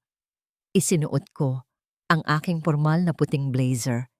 Ngayon ang araw ng pagbubukas ng aking bagong kumpanya, ang Isadora's Legacy. Hindi na ito ex-lumberyard na puno ng mantsa ng nakaraan. Ito ay isang negosyong itatayo ko para sa mga kababaihang tulad ko na minsan nang nawalan ng boses. Ma'am Isadora, handa na po ang sasakyan. Hinihintay na rin po kayo ni Attorney Elena sa korte para sa huling pagdinig bago ang inyong inaugurasyon. Narinig ko ang mahinahong boses ng aking sekretarya mula sa labas ng pinto. Ang tunog ng kaniyang marahang paglakad sa pasilyo ay tila ba isang maayos na ritmo ng isang bagong simula. Bago ako lumabas, binuksan ko ang isang maliit na kahon sa ibabaw ng aking dresser. Kinuha ko ang locket na nakita ko sa litrato ng aking ama. Sa bawat paghawak ko sa malamig na metal nito, nararamdaman ko ang koneksyon sa aking nakaraan. Ito ang susi sa lahat. Isinuot ko ito sa aking leeg. Nararamdaman ang bigat nito sa aking dibdib. Isang bigat na nagbibigay sa akin ng lakas sa halip na hapdi. Sa loob ng korte, ang katahimikan ay tila ba isang igat na pader na naghihiwalay sa katotohanan at kasinungalingan. Nakaupo sa kabilang panig si Mr. Salgado. Ang kaniyang mukha ay puno ng mga guhit ng karanasan at ang kaniyang mga mata ay tila ba may dalang mga lihim na hindi kayang basahin ng kahit sino. Nang magtagpo ang aming mga paningin, bahagya siyang tumango. Isang kilos na puno ng misteryo at respeto. Your Honor, nais naming ipakita ang katibayan na ang sinasabing utang ng ama ni Mrs. Isadora ay matagal nang nabayaran sa pamamagitan ng isang lihim na kasunduan. Panimula ni Elena, ang kaniyang boses ay umaalingaw-ngaw sa buong silid ng may awtoridad. Inilabas niya ang notebook ni Mang Tomas at ang locket na suot ko. Nang makita ni Mr. Salgado ang locket, nakita ko ang panlalaki ng kanyang mga mata. Ang kanyang kamay na nakapatong sa lamesa ay dahan-dahang nanginig at ang kanyang pagiging kalmado ay biglang naglaho. Tumayo siya nang hindi inaasahan na nagdulot ng bulungan sa loob ng korte. Saan mo nakuha ang locket na yan? Ang kanyang boses ay gumaralgal. Tila ba nakakita ng isang multo mula sa kanyang nakaraan. Ito ay pagmamay-ari ng aking ina na ipinagkatiwala sa aking ama bago siya mawala. Matatag kong tugon.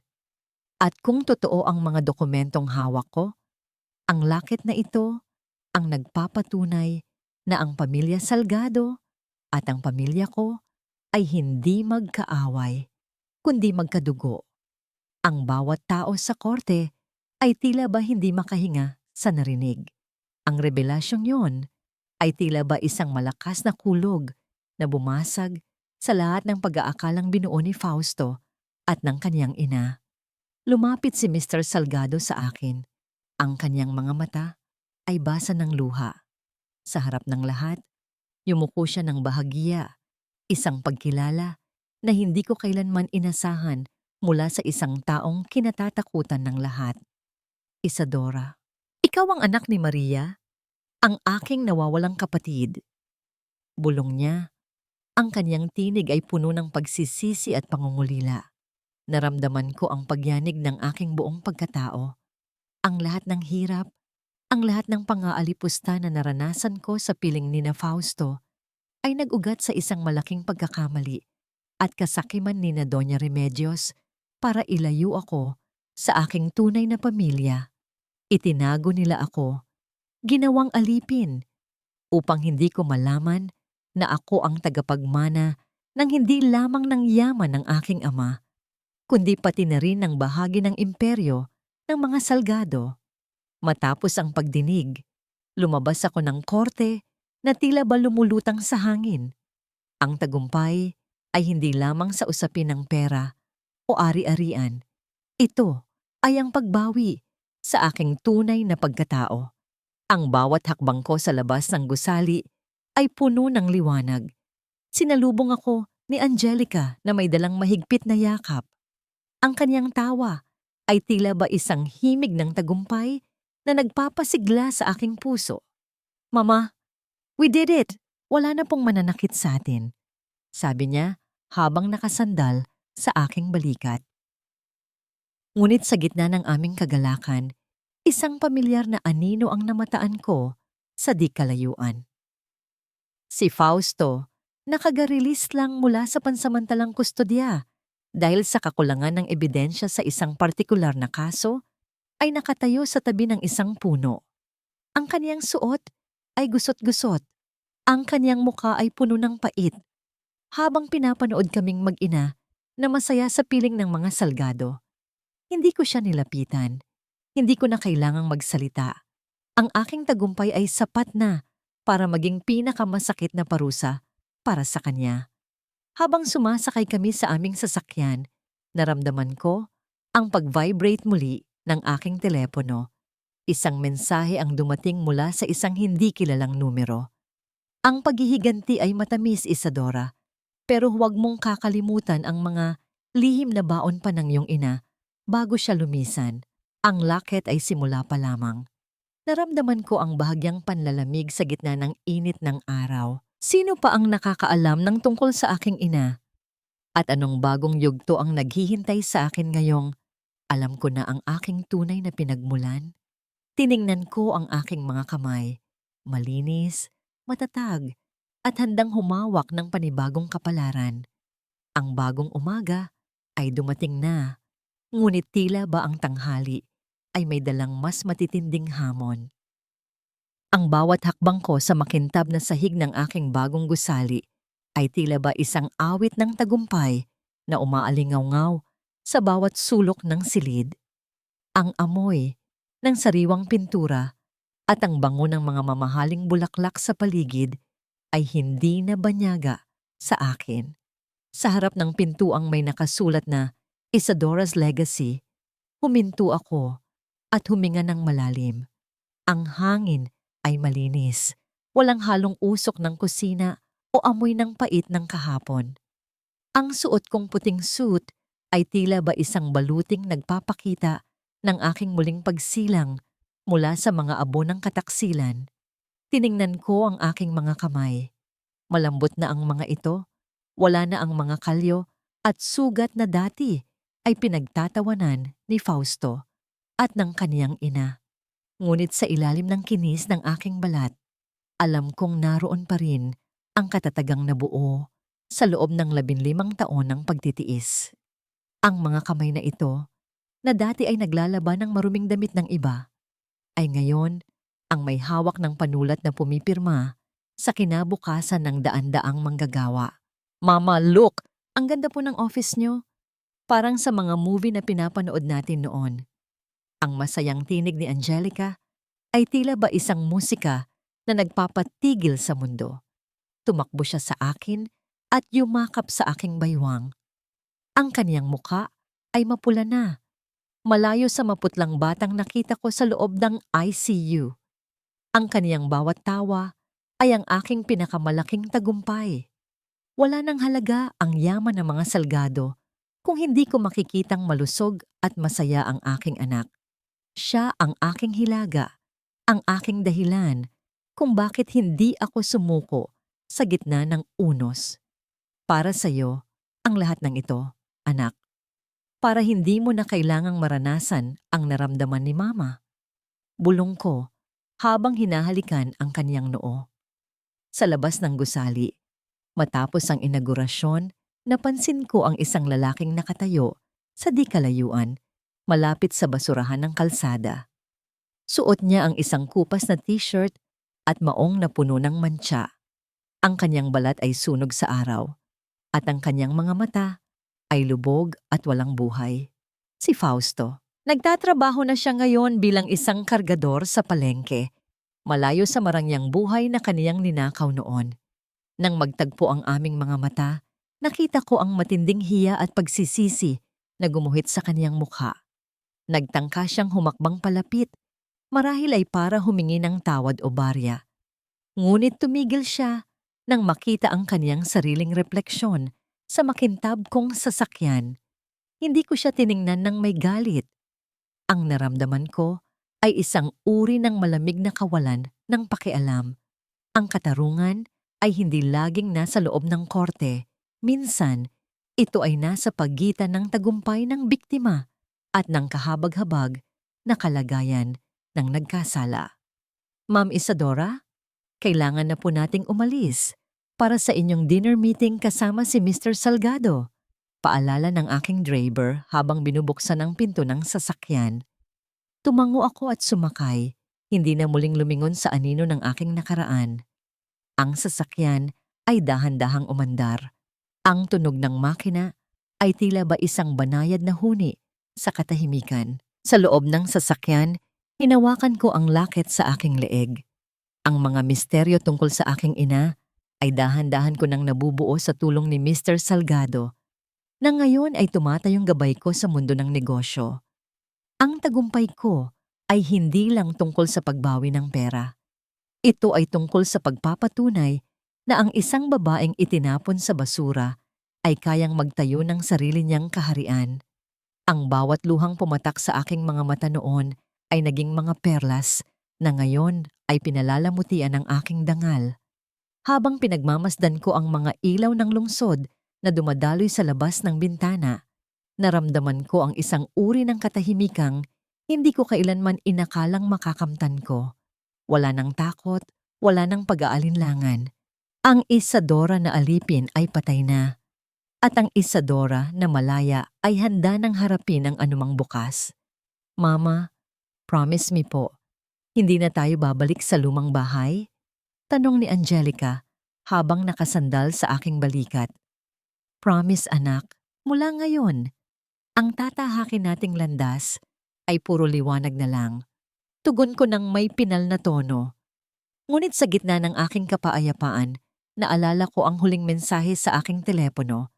Ang taong nagpapadala ng mga babala ay hindi pa rin nagpapakita. Sino ba talaga siya? At ano ang kinalaman niya sa huling lihim na itinatago ni Mr. Salgado tungkol sa pagkamatay ng aking ina? Ang laban para sa katarungan ay tila ba isang walang katapusang hagdan, ngunit sa bawat baitang na aking inaakyat, alam kong mas nagiging malapit ako sa buong katotohanan. Ang gabi ay malalim na, at ang bawat bituin sa langit ay tila ba mga mata ng aking ama na nakangiti sa akin mula sa kabilang buhay. Tapos na ang yugto ng paghihirap at sa wakas, ang tagumpay ng isang ina ay ganap na.